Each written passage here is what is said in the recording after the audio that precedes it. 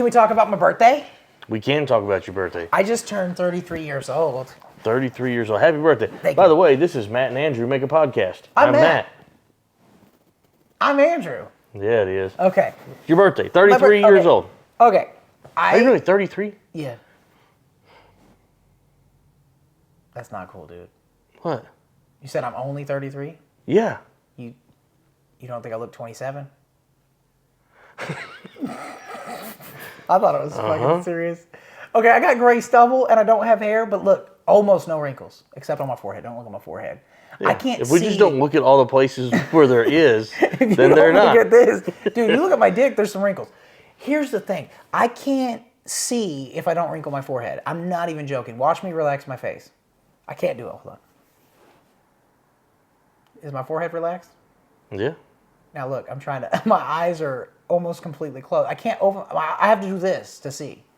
Like my eyes just close. I have like the squintiest eyes ever for a white dude. It's so fucking weird. You a little bit Asian? My grandpa looks Asian and he spent a lot of time in the Philippines. So I think he might have got so many rubs that it kind of got in our just genes. Rubbed off? Yeah, it rubbed off and in. You know what I'm saying? Gotcha. Anyway, my birthday. I have never been a birthday guy. I don't really celebrate birthdays I mean, like, my wife goes, hey, what do you want to do for your birthday? And I go, well, we're definitely eating at Kudo. You know, that. Not like, let's do birthday shit. And I've been doing this. It's going to sound so gay. But I've been doing this thing where in the morning I brush my teeth left-handed and I tell myself I love you. I look in the mirror, I'm not joking. I saw it on a YouTube video. I was like, that cannot work. I don't hate myself anymore after like a couple months of doing that. What? You brush your teeth left-handed because it creates new neural pathways. Anytime you create a new habit, you're creating new neural pathways. You make eye contact with yourself in the mirror and say, I love you. And I enjoyed the shit out of my birthday because I didn't feel ashamed to want to celebrate myself. Like I pick one day a year, I'm allowed to have that. I've never even felt that. I've never been like, I'm allowed to have a day to really just, it's about me. It was so fun. It's so weird, but that's a huge part of it. It doesn't sound logical at all, I know. That's like manifesting some shit, be like, if you just believe it. I did, like for a long time, I did every day when I got done brushing my teeth, I would look myself in the mirror and go, today is going to be a good day. That's a good one too. Like I would do that every day. Yeah, but the thing is, when you go out in the day and you just... Adding the brushing your teeth left-handed. Okay, think about it like this.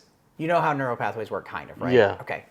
You always open doors right-handed, right? Mm-hmm. If you just start opening them left-handed, you're less likely to get dementia. And I don't mean every day. I mean, do them left-handed for a month. Do them right-handed for a month. Do them every other. Start rotating. Start thinking about it. Don't use navigation. Write notes. Stop writing notes. Different shit to remember things and just change patterns. Okay. I've been kind of obsessed with not getting dementia for a while. Because mostly the president, really. I just don't want to be the president of the United States and you have to be demented as fuck to become the president, apparently. So I didn't put it all together until very recently, but everything's been going really good. Mm-hmm. Like my life, except for my income, everything's been on an uphill trajectory. Also, I talked to my cousin the other day, and we were talking about the big exodus that I created, that I was very happy about. And he was like, so I know we talked about money a lot. You were worried like cutting your income in half was going to be huge. And I was like, yeah, it was. And he goes, but you look so happy. And I was like, I am. I'm actually on a average day. Now, I will say when I tattoo all day, I'm tired, I get home, I'm still a fucking cranky bitch. But like, for the most part, I'm happy, which is a new feeling. It's weird. Like comedy plus firing people plus actually just saying fuck it and doing whatever I want to do.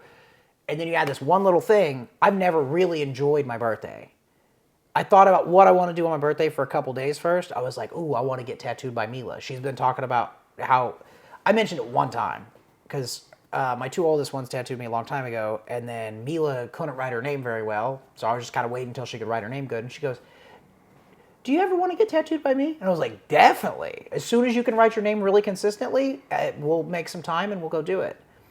And she didn't mention tattoos at all, but wrote her name like 200 times a day, would draw little hearts around it, started drawing all kinds, showing off like a motherfucker, like, look at this, look at this. I was getting 5 drawings a day that she wanted to give me, and she's drawing stacks, just over and over drawing everything. So I was like, okay, I'm just gonna, for my birthday, I want her to tattoo me. I want her to have a good day for my day. Yeah. Because that's what I actually enjoy. Yeah. But it's still about me. It wasn't me doing it for her. It's like, I want to remember this. I want this to be my birthday. it worked out that a little bit of selfishness made everybody have a good day. For sure. It's such a strange feeling for me to enjoy something and not have it be about everybody else. That's coming from a guy that likes to get on stage and hold a microphone and be like, shut the fuck up, I'm talking. But with everything else, I'm kind of the other way. Yeah. There's something to be said for this much extra selfishness, and it comes from like actually giving a shit about yourself. And brushing your teeth left-handed might have nothing to do with it, but at least making eye contact with yourself and saying I love you is creepy the first 50 times you do it. For sure you're like, it's weird. But dude, it was awesome. I had the best birthday of my life. Brandy said, what do you want as far as dessert goes? And I was like, I kind of like those lava cakes that are like, I just want something super chocolatey. And she goes, okay, I've never done that, so I'll make a backup plan. I know you like cheesecake. Made a cheesecake and a lava cake. The lava cake was a little off, but the flavor was there. It was just a little... But ate whatever I want, did whatever I want. We had fun. I don't think we spent much money. I got that microphone as a gift. That was great. Like, it's just weird. It took 32 birthdays to figure out how to do it. Like, it's crazy. But I always thought people were weird when they celebrate their birthday over, like, 12. Like, I just was like, why are you... Right. Like, you're having friends come over so y'all can drink beer and watch a football game because you're turning 42? That's stupid. And now I'm like... Why don't we just celebrate like the 19th of every month? Like, I threw the idea out there. I was like, what if we actually do like, the problem is we have the 23rd and the 24th. It's one problem with it. But I was like, why don't we just like have like a mini birthday every month for each of us? And everybody in the house was like, that's crazy. I was like, I mean, Asher, would you want to have a birthday on the 3rd every month? He goes, yeah, that'd be cool. I was like, what about you, Brylan? She was like, yeah, that'd be cool. I was like, why can't we do it for everybody? They're like, I don't know. That just seems weird. I was like, okay, well. Don't be surprised if I come home with a $12 toy from Dollar General on the 3rd, boy. But it was crazy. Like, I've never wanted to have a birthday. I never dreaded my birthday, never thought it was bad. Just kind of like, it was like... Just another day of the week. Another day of the week, but I get to pick the restaurant. Like, it was never, like, I wasn't like, oh, I fucking hate my birthday. I've never had a problem with aging or anything. But it's weird when you just have fun for an entire day. And then the day off after, I was just having fun. Yeah. Like 2 days in a row. Didn't do anything productive. Just had fun. Got a tattoo. That shit hurt, by the way. Don't let a 7-year-old tattoo you. And for legal reasons, we drove to Texas. I don't know how the law works on that, but I know you're not supposed to have a 7-year-old tattoo you in a licensed studio, so that's why we had to do it at my friend's place in Texas. Right. Because he doesn't have a license at his studio. Makes sense. Shout out to Fuck Sticks Inc. Spelled with 2 X's. Downtown Olney, Oklahoma. That's your ankle? Yeah. All right. We already talked about Broken Bow. Try and Joke Show is not that interesting for a podcast. Car wash, I just wanted to tell you how frustrating it is when my car's dirty for more than a week. That's all. Okay. I know that we're trying to do stuff not... It can be comedy. Not I was as just saying, comedy. we have a whole podcast where it's just comedy. Right. Because that's all we think talk about. you've come up with this idea of the Trying New Jokes show. It's a good show. You and I have done it.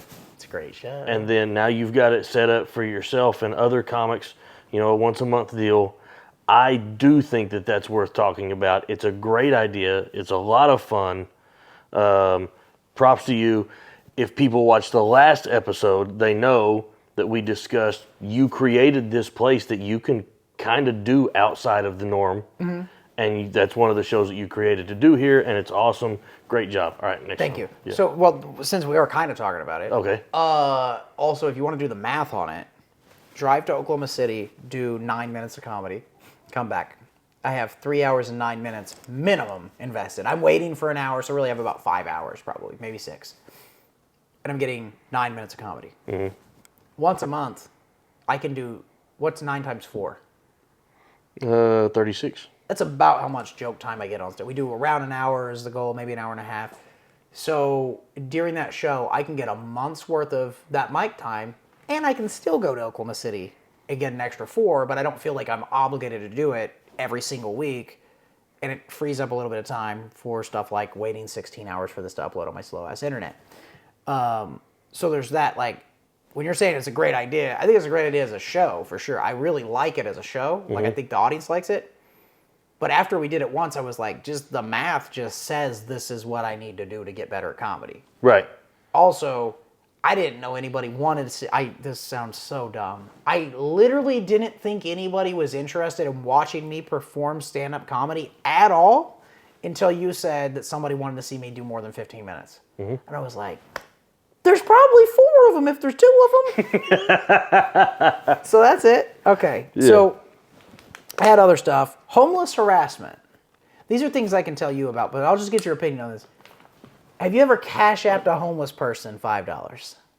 No. Why would you not? I mean, the word in there, harassment, helps. Because it sounds insane to me that you have a smartphone? For a homeless person to and I know that there are these programs where they can get free phones. I know all that, but still, it's insane. If I see a guy on a street corner begging for money, look, people fall on hard times. I understand that. I wish the best for everybody. But if you're standing on a street corner holding a cardboard sign that you've drawn on, and you're smoking Marlboro Reds, the most expensive cigarette there is. Newports are expensive. Okay. You're smoking a expensive-ass name brand cigarette. You've got a smartphone. Like, you're checking your Facebook while you're holding a sign. You're doing homeless TikToks. Yeah. And you got fucking nicer shoes on than me. Go fuck yourself. All right, that's my opinion. That wasn't my reasoning, but I've never thought about it. I was just like, I just don't want to fucking like, I don't know, why would I Cash App you money? My thing is, if I see a homeless person, they ask in a polite manner, and I really do have it on me, usually I'll slip them a $5. Usually. My theory is, they're probably going to buy crack with it, and that sounds fun.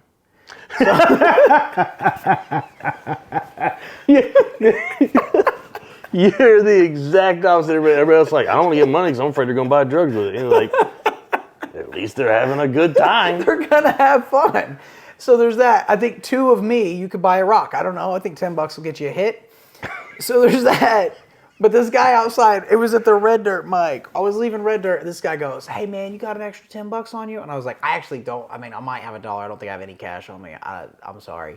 And he goes, oh, man, that's rough. Because I'm just wanting some food. I was like, I don't care what you do with it. I would give you $5 if I had it. He goes, you got PayPal or anything?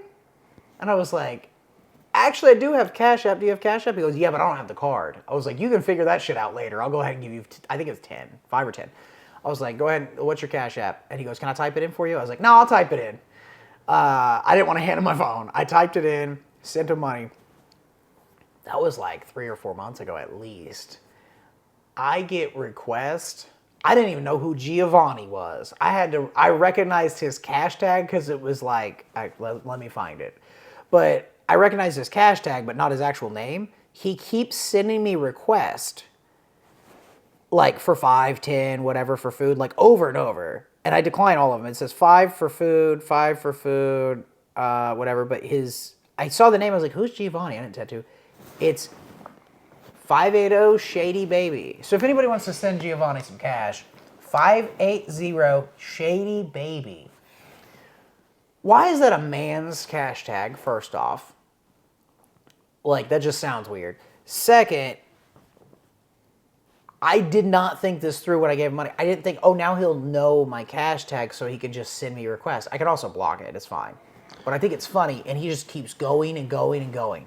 Now, based on the information you gave earlier in this conversation, he keeps asking for $5 and specifies that it's for food, and you keep denying it.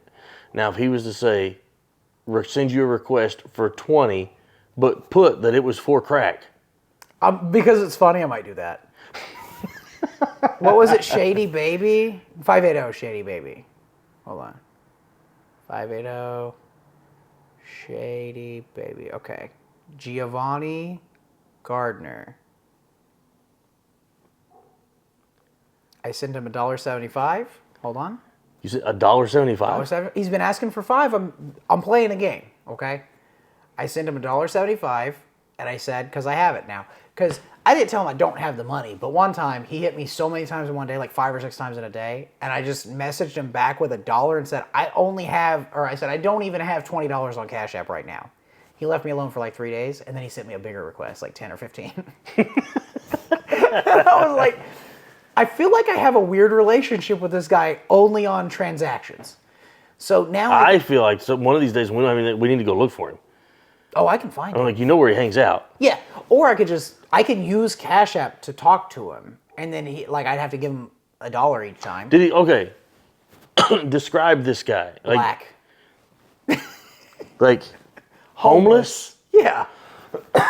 Like definitely looked homeless. I see people begging for money at the entrance of Walmart all the time, yeah. and I'm like, oh, those motherfuckers, they're going home tonight. Yeah, they drove a fucking Camry there. This guy, I would say, definitely looks like African-American fella, around 5'10 to 5'11. I would imagine a bigger penis than mine because he's African-American. On drugs? Doesn't look like he does excessive drugs. Looks like he knows where to get them, though. Looks like he's done a little too. What could we hire this guy to do for us? He's not going to do it. Name a thing you think he would do. Like, I know this sounds really fucked up, but if you're not mentally ill and you're not physically disabled in any way, and you're actually homeless and sending people requests for $5 and you have a smartphone, the odds of you having a good work ethic, I don't think are great.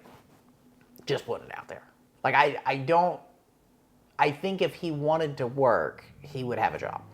So you don't think, right, I don't think, you're not going to be able to talk this guy into going, hey, man, I'll pay you $10 an hour, you just come over and do yard work for me. No. He's turning that down. You might get him to hold a sign in front of a Boost Mobile or something. Do you think we could go, hey, man, we're going to give you a crash course on how to run one of these cameras.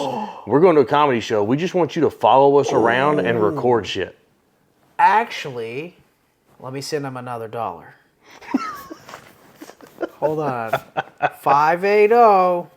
Shady baby. 580 Shady Baby coming at you. Why is it not the first thing that pops up when I type 580? You got a lot of 580s in your Cash App arsenal? Yeah, actually I do. Okay, I'm messaging him right now. $1, and then saying, do you want some side work as a cameraman? The thing is, you got to get him in that Planet Fitness to take a shower, because I'm not letting him shower at my house, but he's got to shower before he gets in any of our vehicles. There's that. But this is actually a good idea. And if he's smart, he'll message me back, which he'll have to send me $1 to message me back. But then he'll be like, I would love to, but I don't have much cash. Can you send me $3 so I can send you $1 back and give you another message? And then it'll, the thing where it's like if your money doubles every day for a year, you're a billionaire or whatever. Yeah. There you go. Have you seen those videos of really dumb bitches on the internet? I never see the girl themselves. I always see a guy reacting to it, but I've seen two now. And they'll be like, did you know if you save $1 every day for a year, after 3 years, you'll have $10 million? And then a guy goes, 365 times 3 plus 10%. Let's be really generous with interest. That's not 3 million, you dumb bitch. And I'm like, dude, I don't know why I love that. But there's so many people that are so dumb there's also way more people that aren't that dumb. Yeah, yeah. That make these videos that are like, there's no way they actually think this. And they fucking edit it, make sure it looks good, and then publish it. Dude, here's what bothers me now is people making these fake inspirational videos or fake here's the one I watched the other day. Now, I'm currently dealing with somebody who's probably early stages of dementia. So then I saw this video and it was talking about this guy. He's on an airplane and he has Alzheimer's. And he starts freaking out because his switch got flipped, and he doesn't know why he is where he is and why these people are looking at him. And in the title, it was like his wife started singing their wedding song to him. That's how she got him to calm down. I was like, dude, I gotta watch this. Every once in a while, I want to watch one of these videos that gets me in my feels for a second. So I'm watching it, and then the more I watch it, all of a sudden I'm like, this shit's fake. Mm-hmm. There's a lot of fake shit. Why? Why this? Why would you make that fake video? I don't know. The only videos I've seen that are okay, the inspirational stuff where it's just a dude out in the woods wearing fucking 20 beaded necklaces going, today is your day. And I'm like, nah, fuck you. This is bullshit. I can tell I don't want to listen to you. Yeah. Like immediately, I go, this is fucking phony. And Stuff it's really, like that, he's just got like a row of 4 trees in his backyard. Yeah. He's not actually in the woods. he's drinking Starbucks, but it's off camera. Yeah, it's shit like that drives me fucking nuts. But I can usually spot the super bullshit really fast. The ones like that where there's a lot of things going on, I can't as fast. I'll watch half the video and be like, fuck. Yeah. But there's a guy, if you watch his videos for the first, I don't know, maybe he's probably been doing it 8 months. So I'd say the first 6 months. His videos are great. And then you can see where he turns a page. He goes, okay, this is as much as I'm going to make off this. Let's shift over to slightly, maybe not scammy, but things where he's going to teach you how to make money the way he did. He seems legit. Like he might be able to actually teach you if you're willing to put the work in, to the point that I messaged him about it and I've talked to him a little back and forth. And like, I don't think he's thinking, let me fuck these people over. I think he's just overly confident and thinks, I did it so I can show you how to do it. I think there's an element of luck he cannot guarantee. Right. But he does these videos where he literally just puts his opinion on there.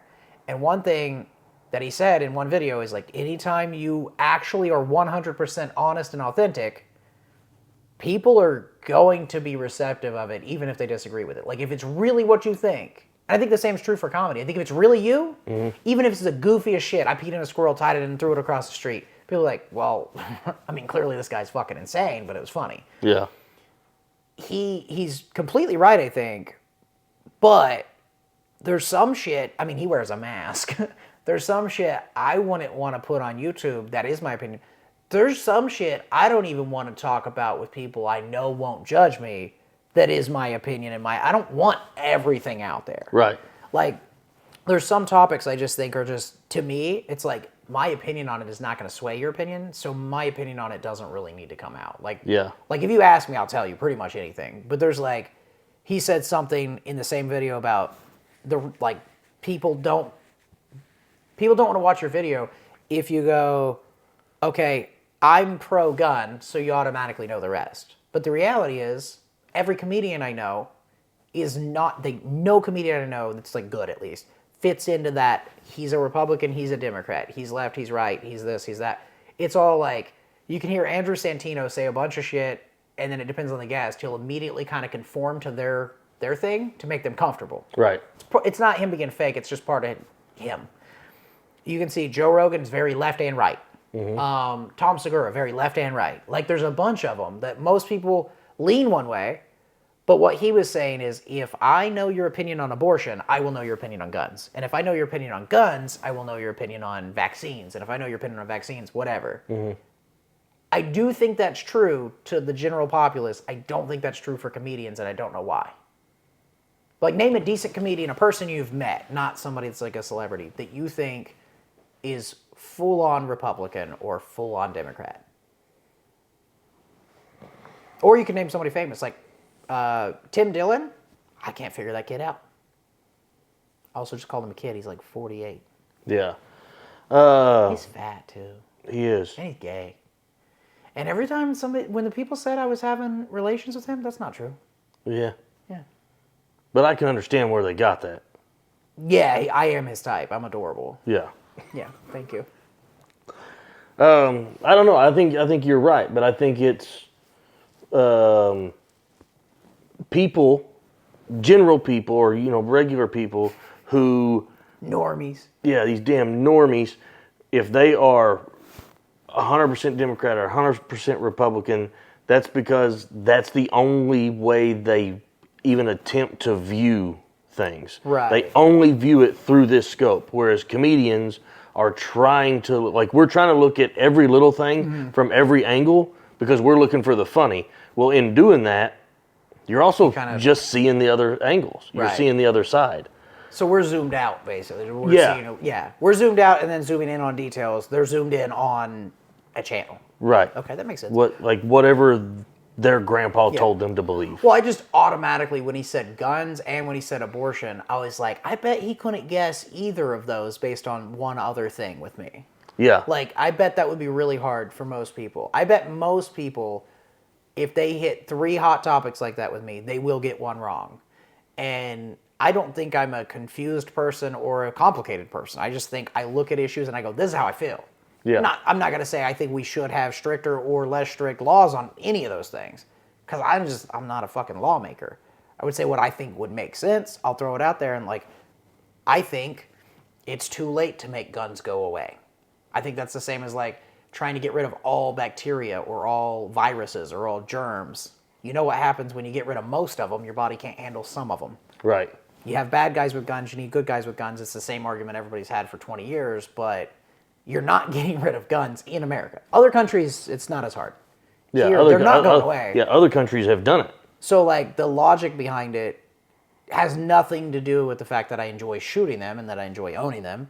It's just, I just can't see a way you could fix it. If somebody said, I can make sure nobody gets shot in America ever again, I'd be like, even if there's other forms of violence, that is going to be a huge improvement. So let's do it. Like, if that means I lose some guns, let's do it. But not until you prove that that's even kind of feasible. Yeah. So it's like, I don't know. I just hearing this guy talk was really interesting because I never thought of it like that. I never went like, if I know your opinion on whatever, because everybody I know, I mean, tattoo artists are kind of similar too, but they're all conspiracy theorists. Not all, but like most of them. So I have this deal that I used to do with people all the time, and it was a really good way to get to know people. And I could ask somebody 2 questions, and for a lot of people they're not easy to answer. Mm-hmm. But off of those 2 questions, I can pretty much tell you everything I need to know about you. You already know everything you need to know about me, and I think we've done this, but give me the 2 questions. Your favorite movie? Goodfellas. Your favorite song? Want You Bad by The Offspring. Now, sometimes when I do this with people, like I have to go and look it up because I'm like, I don't fucking even know what that song is. Yeah, Want You Bad's not one of their biggest hits, but it's their best song. Right. But like Goodfellas, you know. Yeah. So you could just go with the movie. I remember when I told you that the first time, you said something about I think you said, not necessarily you have to be in charge all the time, but you don't like taking orders. Something like that. It was like, you could not have put that more, like we said at dinner today, like I might have some control issues. I've literally never had anybody else tell me that, but I've always been like, yeah, obviously. Like, I don't like to let things be up to people that I don't trust. But if you're good at it, I'll trust you. And I think those 2, but it's kind of like what this guy's saying. Hey, if I know how you think about this, then chances are I also know how you think about this, which is definitely not always going to be the case. Right. But if I know what your favorite movie and your favorite song are, I'll have an idea of what your personality is. Because your movies and music that we're drawn to are just reflections of what we like. Right. Which I like mob shit a lot. Right. But mob shit is about this. Mob shit's about power. Yeah. Mob shit's about making money. Yeah. Mob shit's about not following somebody else's rules. Right.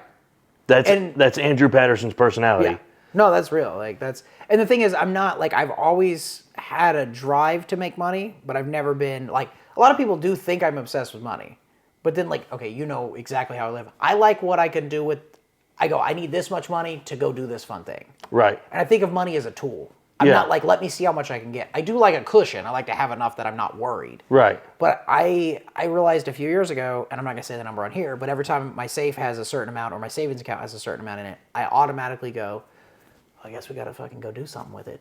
Like, I can't have too much money. Right. Which most people that are obsessed with money, it goes the other way. They go, I have to have all of it, so I don't want to spend it. My thing is, I go, without money, I can't take my kids to Costa Rica and fucking discover a new flower. Right. You know, there's just weird shit. Those other people who want to have all the money are the people that are just the opposite of you. Whereas, like earlier we talked about, there's a waitress that told you, hey, if we wait 4 more minutes, I can get you this meal half price. And you're like, I'm really not worried about that. Somebody who's a billionaire, they're waiting that 4 minutes. And that's why I know I'll never be a billionaire. They could buy the restaurant. Right. With one card in their wallet. Were you here for the Miss Pat conversation with John? John Carden was telling me Miss Pat does... Oh, yeah. For the people. Price matches at Walmart even though they don't have that policy. And every time, they have to say yes because it's Miss Pat. You know you're not saying no to that bitch. Right. Like, I was like, that is crazy. And this is a woman who just designed and built her own 16,000 square foot house. I'm like, that's about 10,000 square foot bigger than 2 houses. Her dog house is a regular size house that people can walk around in. It's climate controlled and has a TV in it. Oh God! But that's And the this thing. is a lady that's like, I can get this exact same dish soap over at Yeah. Homeland for 29 But cents less. she's a hybrid. What she's doing, she's not the billionaire type, and she's not me. She's going, since I have all this money, I better do something we'll all enjoy with it. Yeah. And she's going, if I save all this money on the shampoo that's usually $2.99, but I can get for $2.49, if I do that enough, we can do more of this shit. Yeah. Like she's gonna spend. She's not gonna die with $58 million in the bank. She's gonna Right. die with everything paid off, stuff set aside for her kids, grandkids, nieces, nephews, Yeah. whoever. And she's not going to have a ton of extra cash. I don't think. She is She's a fascinating of the person. people that I've started paying attention to here lately. She's probably one of the most interesting people. Like I'm so She's drawn fascinating. to her. I love Miss Pat. Yeah. If Which Miss Pat is, she's the people I grew up around. right, she's the people I wanted to be around. I grew up with bitches that'll shoot somebody. right. I grew up with a lady who, if you acted up in her yard, she'd whoop your ass and then send you home to your mom, where your mom would whoop your ass because Right. she had to whoop your ass. Because by the time you got home, she already got the phone call. Oh Your yeah, mom, right yeah. when you Like walk in. she was the people I grew up with. So then to see but most of the people I grew up with died in the same neighborhood that I grew up in. Right. Whereas Miss And they're Pat's already one of dead. those people, like she grew up in that and then went somewhere. Yeah. Which makes her even more fascinating to Like me. okay, that's the thing. Like in rap, they always say shit about like coming out the mud or what, like some term. Like I grew up in the shitty stuff and then I made it Yeah, out. rags to riches bullshit. The thing is, with Miss Pat, it seems very real. Mm-hmm. Where like I think there's so many things that are just luck in music and comedy and a lot of things you can't control.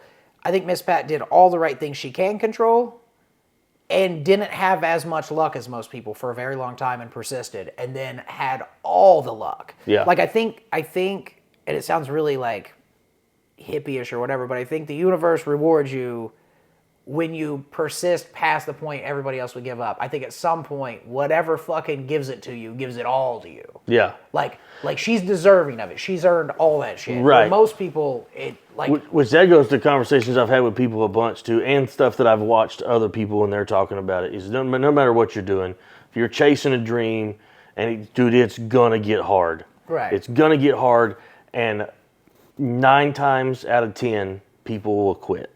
yeah, we talked about And that- Seth Rogen's thing, right? That break that they were looking for is the next day. Yeah. But they always And then quit somebody else one gets it. day short. Somebody that started a day after you gets it. Right. And that's Seth Rogen. There's a great video floating around on Instagram. It's from like some podcast. And the way he says it's very Seth Rogen-y. Yeah. But he's basically just saying the only thing people that haven't made it in anything have in common is they quit.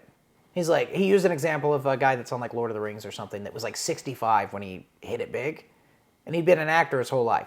The thing is, those guys commit their whole life to it. I'm not at all like, I'm all in, fuck it, we're going to eat ramen. I love comedy so much. I genuinely don't think it will bother me if I've been doing it for 20 years and I'm just a little further ahead than I am now. I can't say that until 20 years. Because Right. I might look back and be, dude, I've done a lot and nothing's happening. That might be an attitude I develop. But the reality is, after the John Carden show, it sounds so cheesy. But I went home and I was talking to Brandy. I was like, I think, it's going to sound dumb, I think this is making it, and people have it wrong when they're trying to make a ton of money. I think you make money or you don't. But today, everything I wanted to happen for the entire city of Lawton, everything I've wanted to happen for a long time happened. We had the best show. Everybody had fun. Everybody did good. Funnily enough, like, you did better than... I think I did okay. I think you did fucking phenomenal. And I think John did really, really good. But I think you did better than John. And John's one of my favorite comics. Mm-hmm. And it was so weird to see everybody did good. Everybody had fun. Nothing bad happened. And I was like, people are pursuing the money side of it. But I've already, like, to me, this... I'm not joking. I'm not trying to exaggerate. This is the biggest thing that's happened to me. Like... This is insane. And she's like, yeah, that's because that's what you're into. Like, some people don't want that. And I was like, yeah, that's true too. But this is my fucking $1 million lottery ticket. Like, I made it happen. Now I'm like, how many of those can I do? Like, can I do like one a year? Yeah. Because I don't, and I also wasn't immediately thinking, normally I'm immediately, what's the next thing? It took me several hours to even consider what's the next thing and several days to start really like I need it again. Yeah. Where usually when I get something I want, I go, now how do I get it again more and more and more? Like, I'm too ambitious sometimes. In this case, I think I was like, no, that was good. Like, I've learned to sit in it and enjoy my hard work and everybody else's hard work around me all working together. Like, I put a lot of work in on it, you put a lot of work in on it, and to be honest, John just showed up and told jokes, but that's okay. Yeah, that's what he was. That's what he was supposed to do. No, but I mean, yeah, Yeah. But he like, even though and that was the other thing. I text John about it a few days before, and he said, "Hey, I really appreciate it." I sent him a list of like restaurants and stuff. I had my daughter type, and he said, "This is really awesome, man. I really appreciate you. This is cool." And I was like, first off, I told him in person. I was like, "My daughter wrote that." He goes, "Well, tell her she's a sweetheart, and I appreciate it." But in the message, I said, "I really appreciate you coming to do a small show. I know you don't have to." And he said, "There's no small shows." And I was like, that's locked in my head now. There's no small shows. They don't, like, there's 3 people in the crowd, and I know we've kind of talked about this, but there's 3 people in the crowd. We're giving them the fucking Madison Square Garden show. Mm-hmm. And since hearing him say that, I think all my sets have been a lot better. Like, I think my attitude has been 20 times better towards comedy. And I think I was already doing okay with, like, going out there and going, I know they need it. Like, I need to be funny. They deserve a show. I've been able to get in my head and, like, tell myself, just because there's only 5 people here doesn't mean you half-ass it. It's never been a half-ass thing. I'm just always in my head about how I didn't get enough people in the show. Yeah. I don't think that's going to be an issue anymore. I think that's like a block. It took me a long time to get over that. Well, you hadn't met John Carden a long time ago. He's like a little guru. Well, I had a musician from here locally. He's the one that got me over. Was Bobby Dale. Oh, Bobby, we've talked about that. Yeah. Bobby Dale's the shit. Bobby Dale, so good. Like he used to own a bar here in town. I did a show at his place. I did 2 shows at his place. First one was sold out. It was packed. Second one, there were 20 people there, which 20 people still wasn't bad, except for the size of place it was and compared to what I'd done last time. And I just did it was a shit job. I didn't do a good job. I had a bad attitude while I was on stage. Right. Afterwards, those 20 people leave. I'm just sitting at the bar. I'm visiting with him. And he goes, man, you know how many times I got paid by a bar to come and play and nobody showed up? But I was still paid to do it. So I played to empty chairs. He goes, if there's one person in the audience that bought a ticket, they deserve the show that they paid for. Right. And so, again, we've said it, but more than if there's a bunch of people. That person deserves it the same amount. You divide let's say it seats 100. Yeah. They get 100 people worth of energy directed at them. Right. Like, you give them 100%. Yeah. But what was the name of Bobby Dale's bar, and where was it? I didn't know. Rockin' Ranch. Where was that? Do you remember where Red Jelly was? Yeah. It was in that same building. Okay, cool. Because, there was a guy that painted some stuff at the Red Jelly, and I saw him doing a painting outside. That's the only reason I know. I actually, every time I drive by that Dallas building, Morgandale? He's one of the guys that was doing murals and shit around town for a while. Probably. Yeah, his name's Dallas something. But I think he had a cool name. Someone's named Dallas. But he's one of those guys, when he did the murals, he just had a projector and projected a picture on the side, and he just... that's how I tattoo. I just put a fucking sticker on you. I know, but when you drive down the road and you see a mural, you're like, man, that's amazing. Yeah. And then you see somebody do it, you're like... Yeah, it's not that hard. Oh. Yeah. Like, I kind of feel like if I would have known that trick, I might be able... I'm still not taking anything away from the guy. Yeah. So a graphic mural is really simple, but still requires a lot of work. And you have to, if you do it in color, you just have to understand, like, it sounds so dumb. Just, is this darker or lighter than that? Right. Because some people look at a color, like, they'll look at a brown or a tan and be like, oh, this one's darker. And you have to understand value. Because sometimes it'll look to your eye like one is darker when it's actually lighter. And then when you step back like a quarter mile and you're looking at it, you're like, why is this cheek sunken in at the top? And it's because you didn't understand value. Other than that, you don't really have to understand anything. You're just tracing lines. It's really not that hard. Yeah. But we're probably around 30 minutes. 39. I'm going to call it an episode. That'll do it. Hey, they deserve 100%, you fucks. Yeah. Comment.